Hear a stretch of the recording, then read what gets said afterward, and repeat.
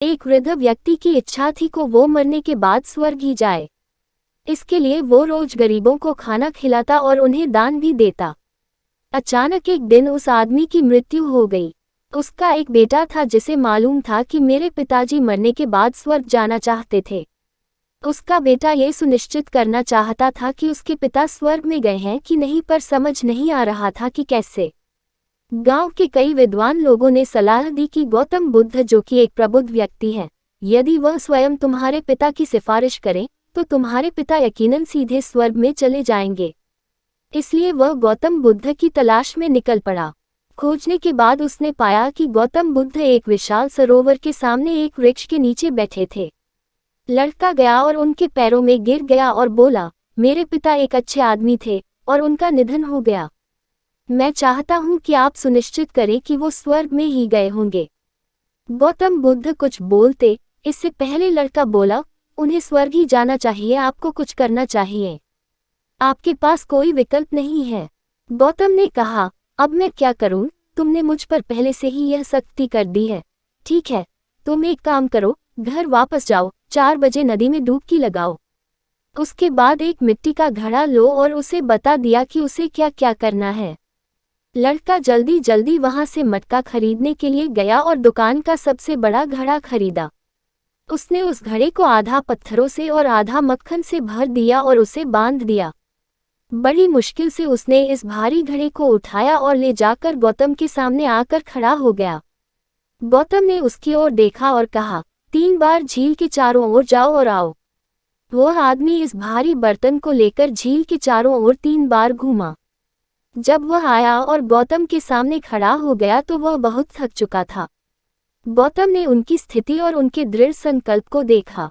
उन्होंने उससे कहा, बस पानी में चलो, चलते रहो जब तक पानी तुम्हारे सीने में ना आ जाए। वह पानी के अंदर गया।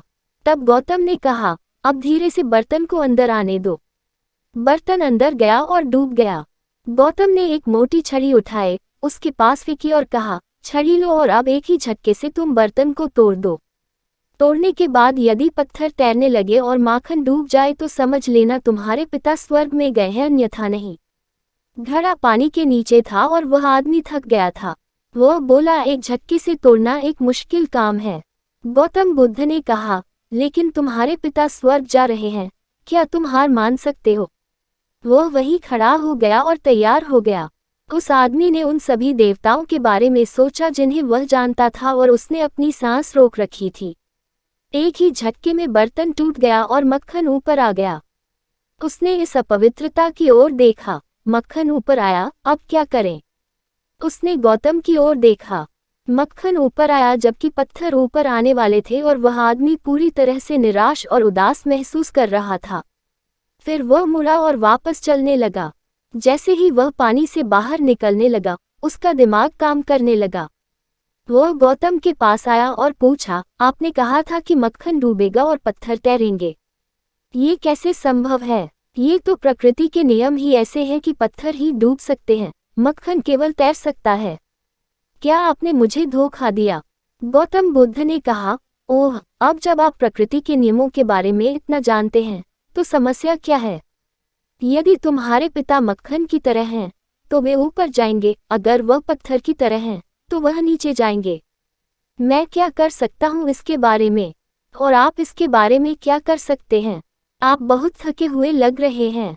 घर जाओ और सो जाओ। दोस्तों, ये कोई नहीं कहा सकता कि मरने के बाद व्यक्ति कहाँ जाएगा, और न ही इसका कोई जादू है। ये तो कर्म का फल है। यदि व्यक्ति अच्छे कर्म करेगा तो स्वर्ग जाएगा और बुरे कर्म करेगा तो नर्क। हर व्यक्ति को अपने कर्मों का ज्ञान है।